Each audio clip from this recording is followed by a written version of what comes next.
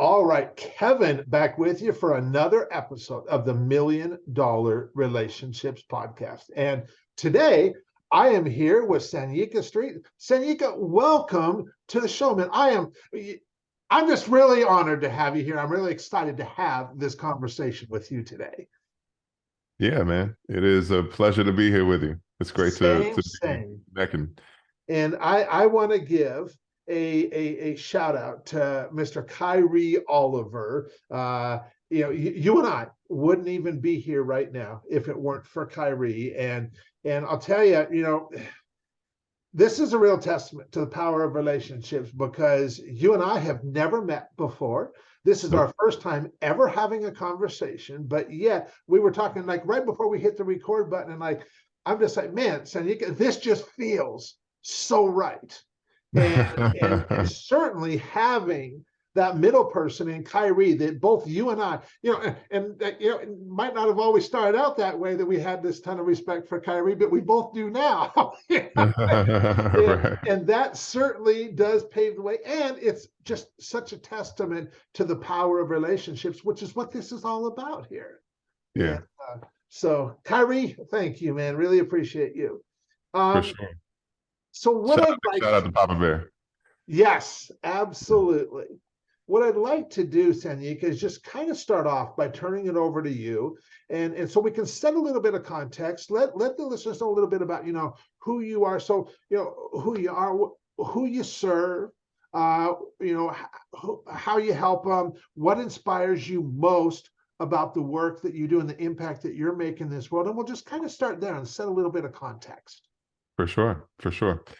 So for those of you who do not know me, my name is Sanyika. I am also known as the Fire Starter. So either people who call me Fire Starter or Fuego. I am a men's business and leadership mentor. What I really help men do is to go all in on creating a powerful business and a powerful life in their relationship. The men that I serve are really successful guys that are really moving and making great impact in the world in business and looking to create deeper impact in their relationships, really looking to recreate the way that they move in their relationships, create greater connection and intimacy and purpose and focus in their family structure so that they can have a solid foundation and then propel that forward into the work that they do out in the world. So when I talk about, the name of my business is called The All In Man. And when I talk about going all in, all stands for alignment and IN stands for integrity. And the two aspects of any high-performing individual or organization are alignment and integrity. And for many guys is that when you are out of alignment, it is very hard to honor your word. And so the work that we do is about bringing guys into greater focus in terms of, what prioritizing really means in the context of their relationship, how to really recreate their relationships with their intimate partners, their family, and their kids, and really create structures that really feel like they're in alignment, and also do the same in their business so they can operate powerfully moving forward in their business and their life and create the impact that they were called here to do. Wow. That's really powerful. So I'm just really curious now. Because what you shared there is, I know that's got to be just incredibly rewarding and fulfilling for you personally, having this kind of impact on the lives of men they in turn are also having impact on a lot of other lives. And so what is one of the most just inspiring or things, the things that inspire you most about doing that? Like maybe there's a story or an experience you might want to share, but just kind of really hit on what inspires you most about doing the work that you do. Kevin, the thing that inspires me the most about this work particularly is that one of the things that I believe out the gate, man, is that intention creates experience. Mm-hmm, mm-hmm. Right. And so intention creates experience. Intention, many of us have relationships. Many of us have, powerful relationships, or many of us have different dreams and ambitions or goals or what we're looking to accomplish. But with a different intention, it creates a different experience entirely. Yes. When we approach things differently. So, for me, I've always been a I didn't realize it, but I've always been a relationship first guy. Okay. Okay. And the word, do you practice adopting a word for the year? I do. I do. What's your word for the year? Relationships. Relationships. There you go. Right. My word for the year is I'm gonna I'm just gonna throw it out there and say intention, but I don't know if that's it or not. that's a good one. Collaboration. Oh, I love that tip. I love that Yeah. tip. Which is also based in what? Relationship, right? Yeah. Yeah. So the thing about the word collaboration is that when you have sort of this North Star for the year, that compass, that word being, collaboration, the first thing that may pop up in many people's head, including my own, was like, oh, well, this is going to be the year of massive collaborations. And I'm going to, create all these relationships, and I'm going to build all these different, we're going to be holding hands, and we're going to be singing Kumbaya. And we're going to be going down the street, and we're going to be doing this thing. And then we're going to build an army, and we're going to build, and it's going to be this whole thing. But here's the thing about the word, about when you have that word for the year, is it brings up all your shit around collaboration. It brings up all your stuff around collaboration. It brings up all your trust issues. It brings up all your ineffectiveness in terms of delegation. Mine. It brought up my trust issues. It brought up my ineffectiveness with delegation. It brought up, and I've considered myself to be a very trusting in person. I've been learning how to delegate, but it brings up all the stuff and it brings it to the surface. And then it brings it to the surface in a way where it basically puts it right in front of your face. And it says, because when we think about the idea of relationships, there's this euphoria. There's this, I feel like it comes to like, I feel supported. I feel like, oh, there's all these people that are around me. But what it does is it brings you in confrontation with you. And then the question is are you willing to be the man who's willing to confront your shit so you can come to the point where you can actually bring your greatest collaborations to life? Are you going to be the man who's willing to actually see it to the point where I'm willing to look in the mirror and I'm willing to say, you know what? I got some real issues I need to address in terms of the way that I show up, in terms of the way that I honor and nurture relationships. I got some real challenges in terms of the way that I prioritize the way I show up in my relationship with my family or my wife. I got some challenges in terms of the way that I appropriate time in terms of being able to directly focus intention around my kids. I have some shifts around. And so that what happens is that that opportunity is a shift in intention. Right. It's a shift in intention. It's to go from, okay, so collaboration is a vehicle for my personal transformation. And so that's what essentially happened is that I said that word, my shit came up. And what happens is that through your process, it'll bring you to your knees. And it's supposed to. And the reason it brings you to your knees is because it's reminding you that you need to pray. It's reminding that you need to be a man that's more humble. It's reminding you that you need to be a man that has the opportunity to understand what a clear vision is and to surrender. And then once it brings you to your knees and it brings you to the place where you come, you know what? All right, this is a moment where I get to realize who I really am. You get to remember the truth of who you really are. And then there's an invitation. It's like, oh, do you want to play a bigger game or not? And I go, oh, maybe I want to play a bigger game. Dude, awesome. Let's go all in. Yeah. That's been the journey for me. Wow. Sanyika, I ain't gonna lie. I felt that was coming right here, man. I have. I mean, this last year and a half has been such a period of immense growth for me personally. Just in doing. I mean, I don't want to turn this into a conversation about me, but that really hit home for me personally, and I know for a fact because of the work that I do that this is something that a lot of entrepreneurs are dealing with, and it doesn't matter what size their business is. It doesn't matter how great things look on the outside looking in, how successful somebody appears. None of that stuff matters.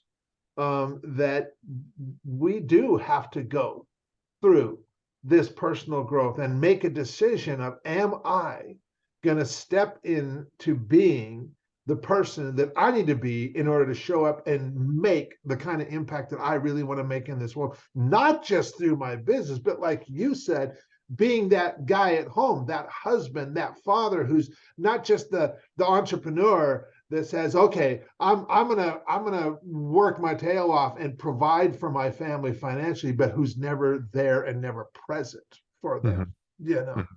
because I used to be that guy too, stuff. and when once I got present from my, I have an amazing wife. We will celebrate our 18th wedding anniversary next month. We have 7 amazing kids. I've got 6 grandkids, and that's important to me. That's important to me, as I'm sure anybody listening to this, it's an entrepreneur, that's going to hit home with them too. So, man, I want to thank you for sharing that, and just kind of I'm not going to say any more because I don't want. I could totally go off on a tangent here. I don't want to do that. So, okay. So now that we've got a little bit of context set here, I'm gonna reiterate the question, and for the benefit of the entrepreneurs, we're going to shift gears just a little bit here. So, have you ever been introduced to a person or persons that completely changed the course of your life or your business? So much so that much of what you have today would not be possible if not for this person or persons. And Sanyika, I am just really excited to hear your story and your experience around this topic of relationships. For sure. For sure. Yeah. Have I ever been introduced to a guy that transformed my life as a result of meeting him without question? That's happened multiple times, but there's one that really sticks out most. It was the moment that I got brushed off. Okay. Okay. The guy that I met that I got brushed off. Here's the story. I'm at a rock bottom sandwich 8 years ago. I'm 43 now. It's 35 at the time. I call it a rock bottom sandwich because I was already at rock bottom, and then rock bottom smashed on top of me. It was like an Oreo cookie, and I'm the filling. I was financially broke, emotionally broken, 2 DUIs, girlfriend paying the bills, 40 pounds overweight. I was driving a 92 BMW 325i, and I'm 6'8". And so the thing is that in that car, the cool thing is that when people ask you what kind of car you got, you can tell them a BMW. But I was so ashamed of that car, I would drive it to a location and park it so far away, I might as well have just walked. I was living in a shame spiral. And that's where I was in my life. At that period of time, I transitioned from doing national TV shows, movies, commercials in LA to basically making $11 an hour working part-time because I just lost my way. So I was, during that period of time, also I was in a collaboration. I used to write for Universal Music Group, and I was in a studio session, on my way to a studio session, and still broke. That had some success. I wrote for Too Short, I wrote for 98 Degrees and other boy bands and stuff like that, but I was still broke. And I'm on my way to a studio session, and I'm transitioning. So I'm going in, somebody else is coming out. This guy named Pascal, and a really successful producer. He's exiting, but before he's exiting that environment, Pascal looks at my collaborator, Chris. So Pascal and Chris are saying goodbye. I was going to meet Chris. He says, in about a month, he said, you can come and you can meet up at this entrepreneurs community I'm a part of in a month. But we're on hiatus for winter. So it was like December. He's like, we're on hiatus for winter. So in January, you can come and meet up. Come to Metal. That's the name of the group, Metal International. And then I asked Pascal, I said, what's Metal? And then Pascal, he looked at me, he was like, who the fuck are you? He was like, I don't know who you are. He didn't say anything to me. And then he just walked out. And I was like, what? But he planted the seed. I'm telling you, man, if I had arrived there 10 minutes later, I wouldn't have even heard him say that. Mm-hmm. Mm-hmm. 2 months later, my collaborator, Chris, goes to Metal. So Metal International is a group of high-performing entrepreneurs. We would meet every Saturday in LA. It's like a TED Talk. So basically from like 9 a.m. to 1 p.m., some of the biggest entrepreneurs in the world, Dave Asprey, Jim Quick, Sleep Doctor, Michael Bruce, those guys are all Metal members. And it was co-founded by 2 guys, a guy named, really by a guy named Ken Rakowski, and he right now his CEO is a guy named Will Henschel, who used to be a part of a band called London Beat. And I went into this group, man. So basically what happened is 2 months later, I go to my friend Chris invites me to go. He says, you're going to love this place. I go, I walk in, I see 150 of the most successful entrepreneurs and people I didn't even know what a business was. I was like, what is business? I'm broke. I got a broke mindset. I'm lost. I lost belief in myself. I'm drowning. I'm struggling. And I'm like, I got to pay 100 plus X number of dollars to be in this environment. That was the rate at the time. And I was like, look, if my cell phone gets cut off, at least I could borrow somebody in metals. Dude, I was broke. So I go into this environment with all these successful men, and I'd lost belief in myself. But there's a Les Brown quote. He says, sometimes you need to believe in somebody else's belief in you until your belief is strong enough to kick in. And when I tell you, man, that environment transformed, there's absolutely no way that I would be here had Pascal not brushed me off. Because what it did, man, is it made me hungry for more information. I didn't know what it was, but I just knew I needed something. I'm telling you, I can feel it in my veins, but I knew I needed something. And then when Chris re-invited me 2 months later after he went, I knew I needed something. I knew I didn't have community. I knew I was isolated. What I was doing is there's a distinction between service and sacrifice. It's a really important distinction.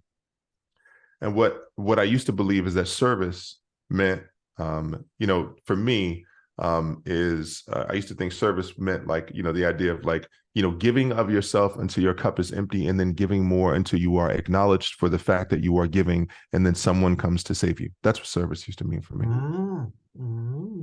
Right. And so meaning basically it was martyrdom. I was sacrificing myself. Mm-hmm. Right. There's 5 S's in sacrifice. There, you are solo, you are struggling, you are sanctimonious, you are on a moral high ground, right?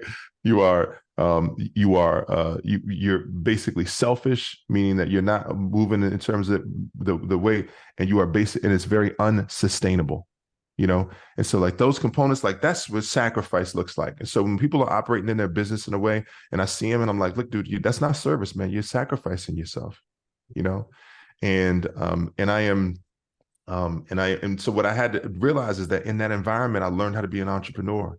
I learned how to create value. I learned high value skills. I learned about marketing and business. It was like a fucking college education. It became, and what happened is the more I showed up, I'm an all in kind of guy, dude. And what all in means, again, is alignment and integrity. I've become the most reliable human being that you've ever met in the history of the universe. I was like, I ain't got no money. I ain't got nothing. But I promise you that if I just become trustable, Yep. If I become trustable within myself, and I become trustable in terms of the way I show up in the world, if I become the guy that everybody can trust, then magic can happen. And that's exactly what happened, dude. All of a sudden, I'm a wallflower, soon in that environment, Ken starts asking me to host. Now I'm hosting. Now I'm doing keynotes. Now I'm the guy. And then all of a sudden, I find myself 8 years later on the board of the organization, and, one of the most, respected guys in the community. And the point is that the transition from that is that, Naval Ravikant has a really powerful thing. He says, he did a tweet storm called How to Get Rich Without Getting Lucky. Naval Ravikant is the co-founder of AngelList. Mm-hmm. And he did this tweet storm in this podcast called, basically the whole, like a 4.5-hour podcast series of like explaining each tweet he put out. But one of the things he talks about is that you don't need money to make money. And you don't need, and people believe that you need money to make money. You don't need money to make money. You need trust to make money. You need accountability to make money, and you need integrity to make money.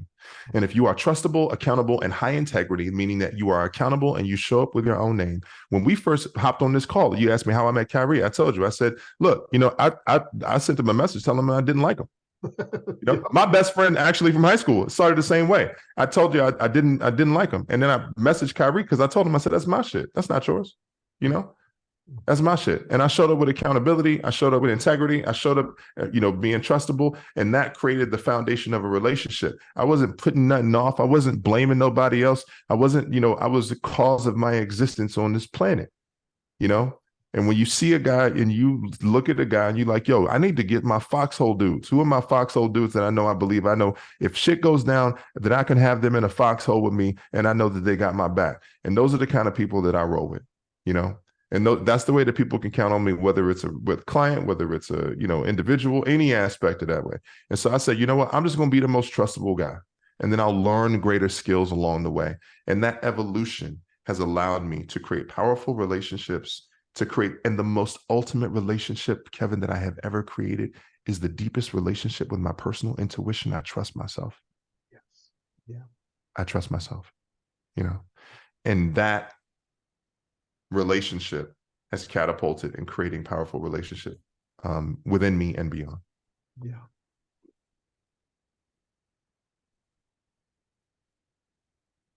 I'm just like taking an intentional pause right there because you just shared a whole lot, Sanyika.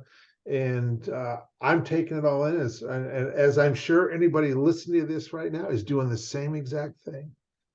I do have one question based on all that you just kind of shared, but one thing really stands out for me because you talked about service and how, I mean it can be all these things which are what we don't want. But what you have really discovered service to be is something completely different. So what would you describe service as you've come to understand it, know it now? So thank you for that, man. So the distinction is between service and sacrifice, right? So service is a sustainable energy and resource and value exchange.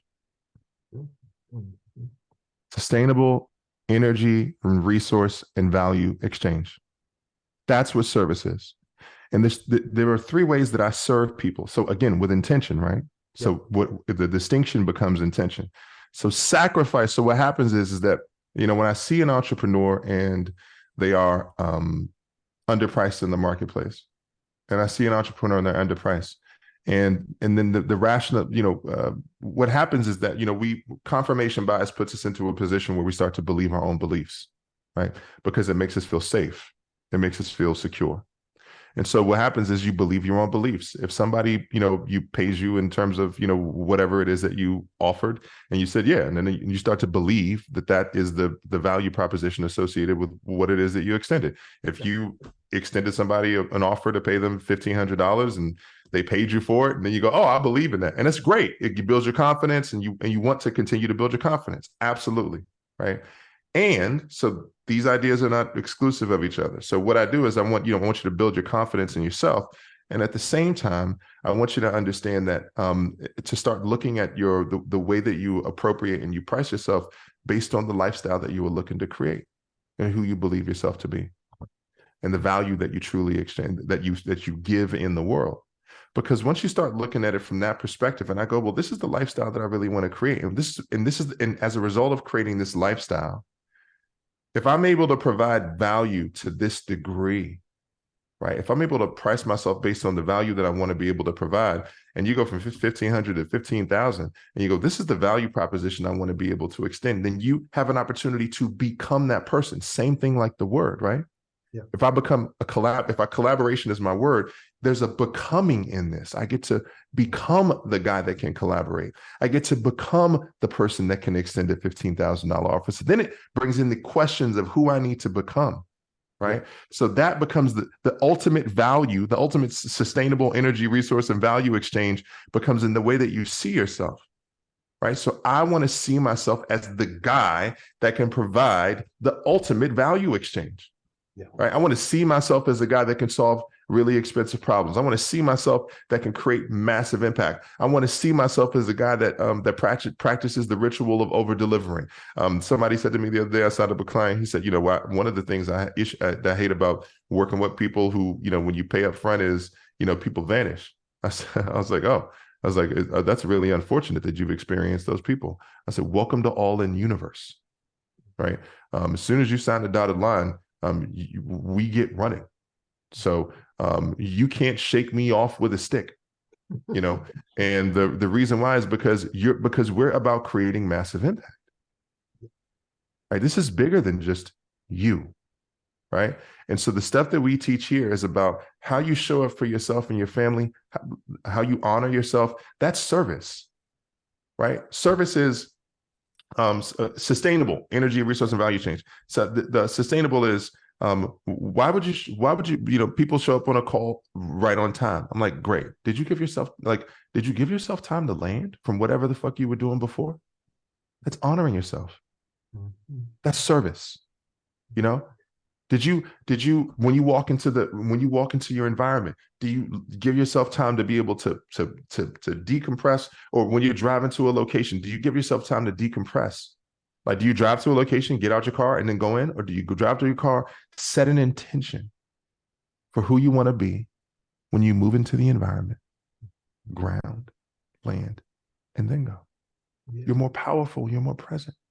Yeah. Like, that's service. Yeah. That's service. Before I got in this conversation, I said, all right, who do I want to be in this? I want to be present, I want to be intentional, and I want to be ferocious. And I was like, that's how I'm going to show up in this. That's me, And I invite people into that, because the more intention you can create, the greater your experience in this world. The more intention you create, the greater your experience with your kids. And it's not about the quantitative metric. It's not about like, I need 17 hours with my kids every day, right? But one of the things is greater intention. Here's an example of intention. So we go, okay, well, how do I create connection, greater connection with my kids? Oh, well, one of the ways that we create greater connection with our kids is through ritual, right? So what are the rituals that you practice with your children, right? So for instance, do you have a handshake, right? Do you have a check-in with them, right? Do you have a practice that you are in with them to create greater intention? And then we go, oh, okay. So we get to practice ritual, and ritual doesn't have to be an extensive thing. It just has to be an intentional thing. Mm-hmm. That's service, right? That's serving. So we get to serve from a place of intention, so we can up their experience and we can improve our experience as well. Like, that's the ultimate way that we honor ourselves. Yeah. Wow. That is just such powerful stuff, Sanyika.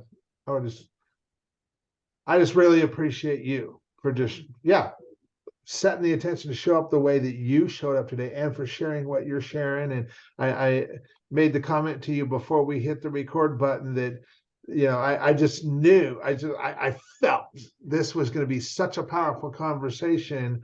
And it has turned out to be exactly that.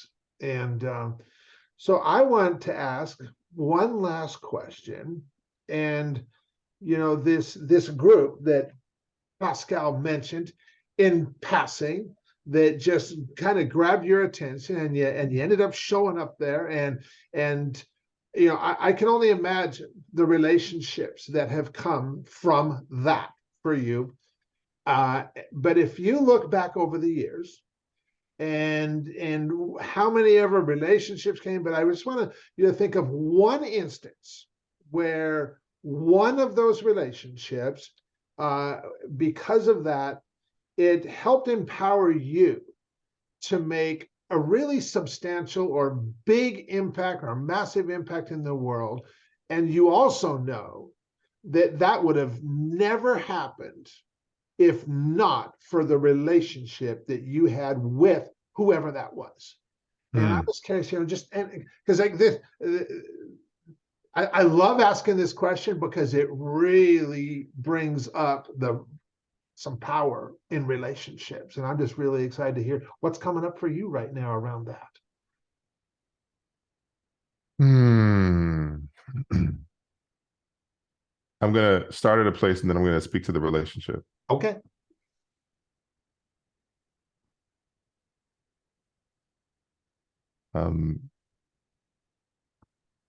I believe that one of the reasons that one of the biggest, most significant challenges that men are facing in the world right now is isolation. Mm-hmm. Self-imposed. And self-imposed isolation becomes normalized. And when we're self-imposed in isolation, it doesn't allow us to understand that iron sharpens iron. The more that we are around men specifically that see the greatness in us, and that can remind us of the possibility of who we can become, it becomes the ultimate invitation into greater possibility, right? So when I was invited into this group, Metal is a group of all men. Once I was in Metal, there was this guy that got up, that Ken called up. Ken's the host. He calls up this guy. He says, JP, come up here. He says, tell everybody in the group what you told me earlier. So he gets up there, grabs the mic, and JP says, Who in here would pay $150,000 for a coach? Metal's a group of entrepreneurs. They're all pragmatic business guys. They're all logical guys. And nothing else to go. He says, raise your hand if you would pay $150,000 for a coach. And then like everybody's like, what? Why would you do that? That doesn't make any sense. And then he said, raise your hand if you would, after he asked the first question, second question, raise your hand if you pay $150,000 for a coach, if you knew the ROI on it would return it back at $1 million. And then maybe then like you think all hands go up, but still only a few hands went up. People are still stuck on the idea of the $150,000. JP Morgan, my friend JP Morgan, was talking about when he started working with a coach named Steve Hardison. And what JP was talking about was something really powerful that I didn't raise my hand either. I mean, I sort of raised my hand a second time, like a little bit, but I was like, dude, I'm myself making $11 an hour. I was still, but what the thing I didn't realize at that moment, Kevin, is that what JP was talking about was about the idea of it wasn't that Steve was going to teach him necessarily something extraordinary. It's that JP needed an environment to create himself. Mm-hmm. And he knew that Steve was a skilled, principled, sharp coach and business guy. And he was like, I need an environment to create myself. I need something to chase. Yeah. JP didn't have the money when he first started. And so he said, you know what, I'm gonna make this, I'm gonna become the person that can afford to work with you. And that's exactly what he did. He paid him in full, in cash.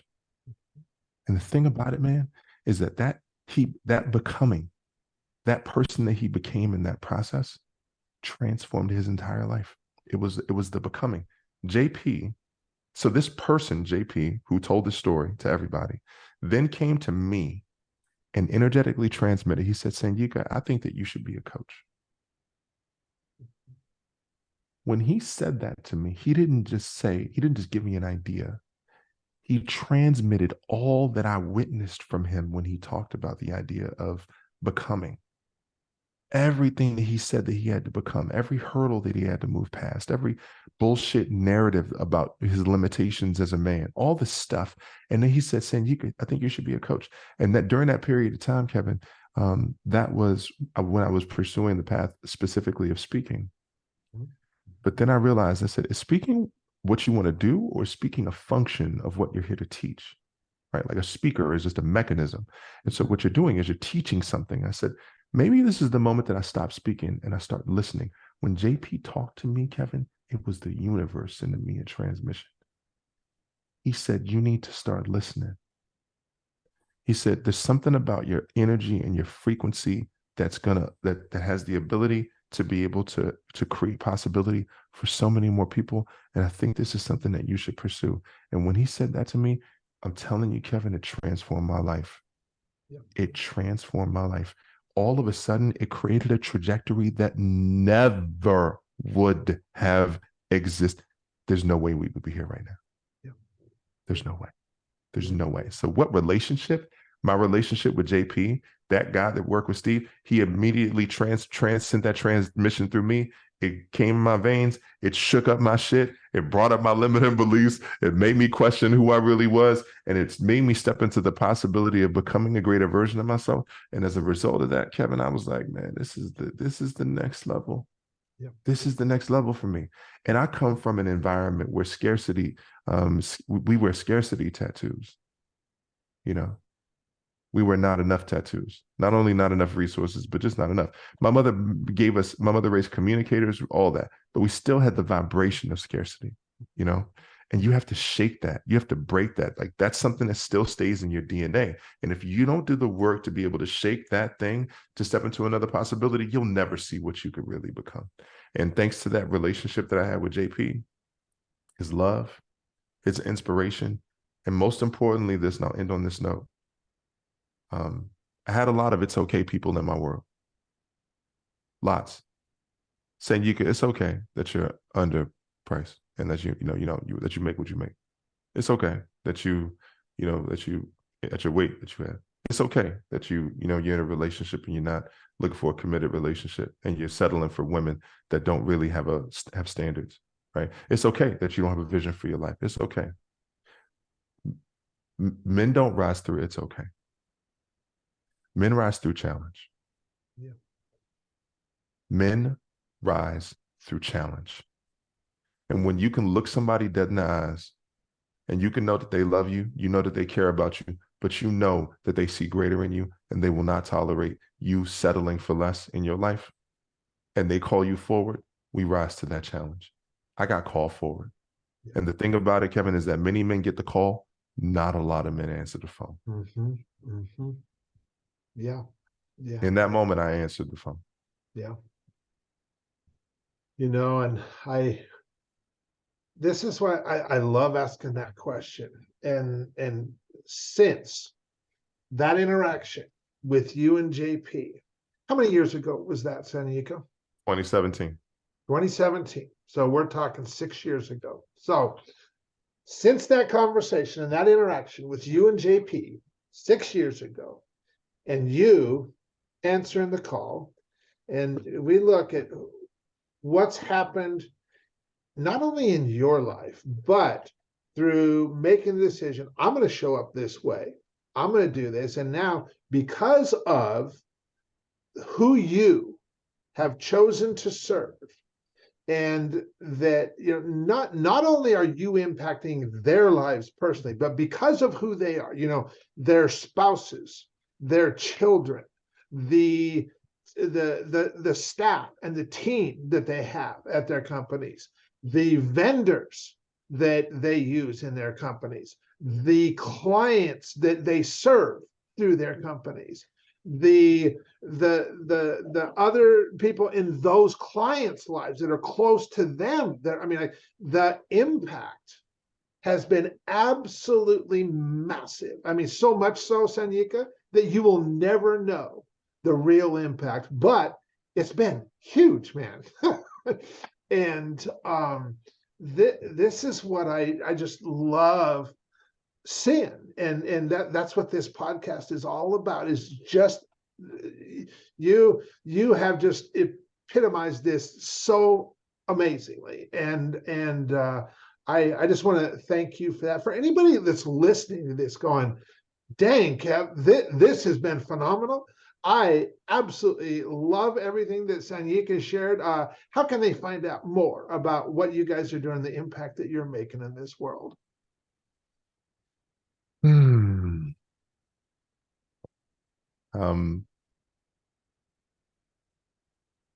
How can they find out more about what we're doing and the impact that they're making? Is the first thing that they can do is they can set a powerful intention.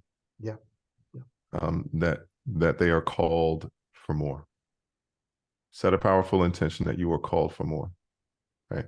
The call is not for the ordinary man. The call is not for the ordinary man. I tell people all the time, it doesn't make sense to build a business. It doesn't make sense to be a visionary. It doesn't make sense. It doesn't make sense to be a father. It doesn't make sense. That doesn't make sense. Are you serious? He's going to piss on me. He's going to shit on me. He's going to bite me. He's going to throw food in my face. And then he's going to talk stuff about me when he becomes an adolescent. And his most sovereign act is going to be pushing me away so he can reclaim his independence when he's a teenager. Like, that's what I'm signing up for as a father. That doesn't make sense. If that's on the job description, that's the reason that a lot of guys don't sign up for it, because they go, I don't want to experience any of that stuff. And I'm like, well, the thing is that the people that are listening to this, I personally believe it in every core of my drop of my bone, is that they are not here because it makes sense. I am not a father because it makes sense. I am a father because I am called to do it. Yeah. I am a father because I am called. Yeah. I am a husband because I am called to do it. I am an entrepreneur and a CEO because I am called. And because I answer the phone every day. I am called to do it. And for the people that feel called to greater, for the men that feel called to greater, to step into greater possibility, for those men, then you can reach me at theallinceo.com. Or you can reach me on Instagram at theallinceo. For those men, that's the differentiator. For the ordinary man that does what makes sense, I love you. Yeah. For the man that feels like he is called to greater, those are the guys that I want to connect with. Yeah. Amen. Amen. Sanyika, I want to thank you so much for taking the time to have this conversation today and just share everything you did. This has been just amazing. Any last thing you feel led to share before we call it a wrap?